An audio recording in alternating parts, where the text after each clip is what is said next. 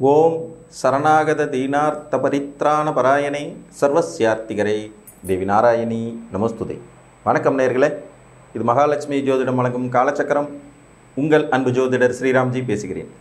அனைவரும் நலமுடன் இருக்கிறீர்களா? நன்றாகத்தான் இருப்பீர்கள், நன்றாக இருக்க வேண்டும். இன்றைய காணொளியில் நாம் காண இருப்பது லக்ஷ்மி யோகம் தரும் வீடுகள். இதன் தலைப்பு. உபயோகங்கள் பலவற்றை நம்ம சேனலில் தொடர்ந்து பார்த்துக்கிட்டே வரோம். மாபெரும் வெற்றிகளை தரக்கூடிய இந்த உபயோகங்கள் உங்கள் ஜாதகத்திலும் இருக்கிறதா என்பதை நீங்கள் பார்த்து அறிந்து கொள்ள வேண்டும் என்பதற்காக. பொதுவாக ஜோதிட சாஸ்திரத்தில் லக்ஷ்மி ஸ்தானங்கள் அப்படின்னு சொல்லக்கூடிய வீடுகள் பார்த்திங்கன்னா திரிகோண வீடுகள் என்று சொல்லக்கூடிய 1, 5 மற்றும் 9. இந்த 1, 5, 9ஆம் வீடுகள் என்பது ஒருவருக்கு மந்திரஸ்தானம் என்றும் லக்ஷ்மி ஸ்தானம் என்றும் ஜென்மம் அனுஜென்மம் திரிஜென்மஸ்தானம் என்றும் சொல்லப்படுகிறது. பெரும்பாலும் அனைத்து லக்னக்காரர்களுக்கும் இந்த 1, 5, 9ஆம் அதிபதிகள் என்பவர்கள் ஒருவருக்கொருவர் மித்திரர்களாக, அதாவது நண்பர்களாக, அதிமித்திரர்களாக, ஒருவர் வீட்டில் இன்னொருவர் மகிழ்ச்சிகரமான சூழலில் இருக்கக்கூடிய அமைப்பு கொண்டவர்களாக இருப்பார்கள்.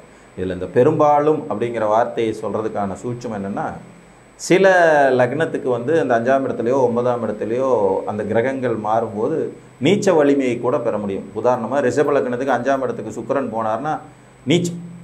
ஸோ அந்த மாதிரியான சில அமைப்புகளும் இருக்கவே செய்யுங்கிறதுக்காக தான் அப்படி பெரும்பாலும் அப்படின்னு சொல்லுங்கள். ஆயினும் 5இல் அமர்ந்திருக்கும் ரிஷப லக்ன சுக்கிரன் அடிப்படையாக யோகத்தை கொடுப்பதில் ஒன்றும் பெருசாக கெடுதல்கள் செஞ்சிடறதில்லை அப்படிங்கிறதா நிதர்சனமான உண்மை.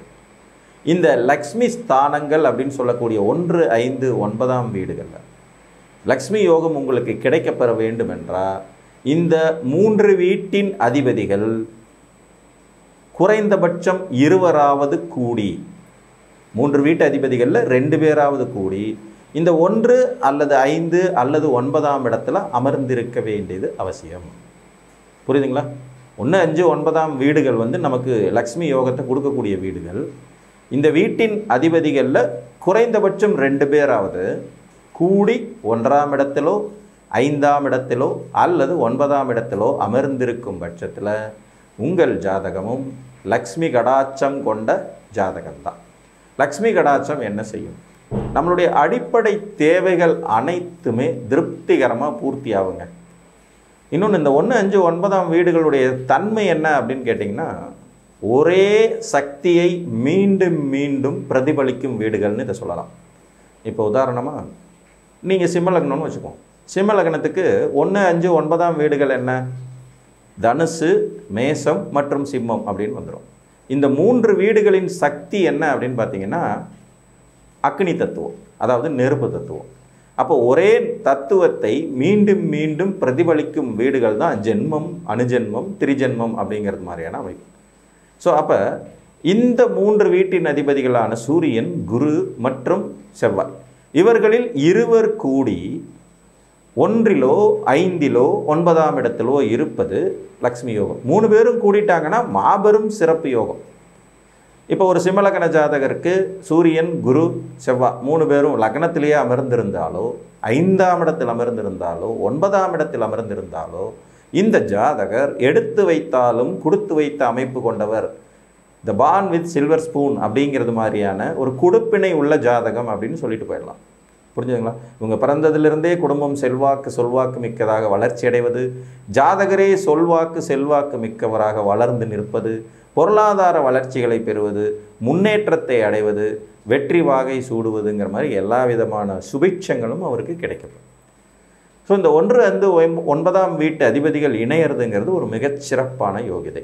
மேச லக்னம், சிம்ம லக்னம் மற்றும் தனுர் லக்னத்திற்கு குரு, செவ்வாய், சூரியனுடைய இணைவும், ரிஷப லக்னம், கன்னி லக்னம், மகர லக்னத்திற்கு ரிஷப லக்னம், கன்னி லக்னம், மகர லக்னம் மற்றும் மிதுன லக்னம், துலா லக்னம், கும்ப லக்னம். ஸோ இந்த 6 லக்னங்களுக்குமே புதன், சுக்கிரன், சனியினுடைய இணைவு அந்த வீடுகளின் திரிகோணங்களில் அமர்ந்தால் சிறப்பாக இருக்கும். இப்போ ரிஷப லக்னத்துக்கு பார்த்திங்கன்னா சுக்கிரன், கன்னி லக்னத்துக்கு பார்த்திங்கன்னா புதன், மகர லக்னத்துக்கு பார்த்திங்கன்னா சனி. அப்போ இந்த 3 பேரும் ரிஷபத்திலோ கன்னியிலோ அல்லது மகரத்திலோ மூவரில் இருவர் இணைந்த நிலையில் இருப்பது சிறப்பு. அதே மாதிரி மிதுன லக்னம், துலா லக்னம், கும்ப லக்னத்துக்கும் அதே புதன் சுக்கிரன் சனியோட அதே பேட்டர்ன் தான் வரும். அவங்க மூவரும் இணைந்து மிதுனத்திலோ துலாத்திலோ மற்றும் கும்பத்திலோ இருப்பதும் சிறப்பு.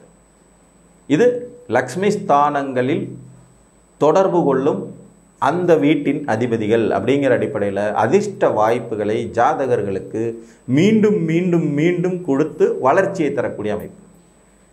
கன்னி லக்னம், அதற்கடுத்தபடியாக இருக்கக்கூடிய கடக லக்னம், விருச்சிக லக்னம் மற்றும் மீன லக்ன ஜாதகர்களுக்கு சந்திரன், செவ்வாய், குரு இந்த மூவரும் கடகம், விருச்சிகம், மீனம் இந்த 3 வீடுகளில் ஏதேனும் ஒரு வீட்டில் 2 பேர் அல்லது மூவரும் இணைந்த நிலையில் இருப்பது சிறப்பு. இப்போ நீங்கள் விருச்சிக லக்னத்தில் பிறந்திருக்கீங்க, உங்களுக்கு லக்னத்திலேயே செவ்வாய் குரு அல்லது சந்திரன் செவ்வாய் அல்லது குரு சந்திரன் இவங்களுடைய இணைவு இருக்கிறதோ அல்லது மூவரும் இணைந்த நிலையில் இருக்கிறதோ, மீனத்தில் இணைந்த நிலையில் இருக்கிறதோ அல்லது கடகத்தில் இணைந்த நிலையில் இருக்கிறதோ லக்ஷ்மி கடாட்சம் தரக்கூடிய யோகிதைகளாக முன்னேற்றத்தை தரும். மகாலட்சுமியின் வாசம் அப்படிங்கிறது இந்த அமைப்பு உள்ளவங்களுக்கு பொருந்தி வரும். அவங்க போனாலே ஒரு பணக்கார கலை இருக்குப்பா அவங்கள்ட்ட அப்படிங்கிறது மாதிரி இருக்கும்.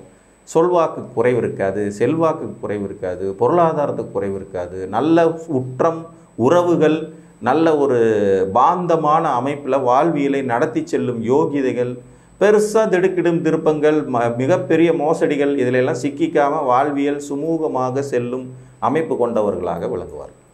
ஸோ உங்களின் லக்ஷ்மி ஸ்தானத்தை குறிக்கும் வீடுகள்ங்கிறது 1, 5, 9. இன்னும் சில அபூர்வமான ஜாதகங்களில் பார்த்துருக்கோம், இந்த 1, 5, 9ஆம் இடத்துல வலுவான கோள்கள் அமரப்பெற்றவர்களுக்கும் லக்ஷ்மி யோகம் வேலை செய்யுது. அந்த வீட்டு அதிபதிகளாக அவங்க இருக்கணுன்றது இல்லாமல் அந்த வீட்டில் வலுவடையும் கோள்கள் அமைய பெற்றவர்களுக்குமே லக்ஷ்மி ஸ்தானம் ஒரு மாதிரி நல்ல ஒரு பவர்ஃபுல்லாக வேலை செய்கிறதுக்கான யோகிதைகள் உருவாகுது. ஸோ இந்த அமைப்பு உங்கள் ஜாதகத்திலும் இருந்தால் நீங்களும் லக்ஷ்மி கடாட்சம் பெற்ற மனிதர்கள்தான் என்று கூறி மீண்டும் ஒரு காணொலியில் உங்களை சந்திக்கும் வரை உங்களிடமிருந்து அன்புடன் விடைபெற்றுக் கொள்வது உங்கள் அன்பு ஜோதிடர் ஸ்ரீராம்ஜி. நன்றி, வணக்கம்.